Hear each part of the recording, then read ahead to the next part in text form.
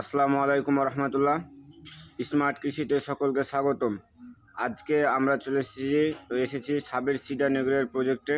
এটি হচ্ছে করলার একটি প্রজেক্ট। এখানে আমরা মোটামুটি 100 শতক করলা চাষাবাদ করেছি। আমাদের এখানে জাত আছে রফিক সিড কোম্পানির মহারাজ সুপার এবং আছে আমাদের রাজা 12 ইউনাইটেড সিডের।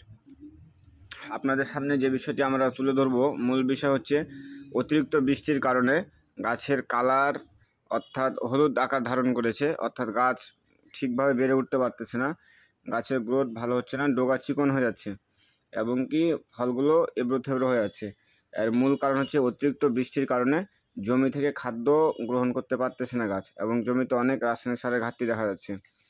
এখন আমাদেরকে যে কাজটা করতে হবে, প্রতি বিঘা জমিতে আমাদেরকে রাসায়নিক সার দিতে হবে, ড্যাপ দিতে হবে 20 কেজি এবং ইউরিয়া দিতে হবে 7.5 কেজি এবং টিএসপি দিতে হবে 10 কেজি। এই 3টি সার আমাদেরকে একত্রে মেশাল করে গাছ থেকে 1 হাত দূরে ছিটিয়ে দিতে হবে, তাহলে আমাদের এই সমস্যা থেকে সমাধান হবে।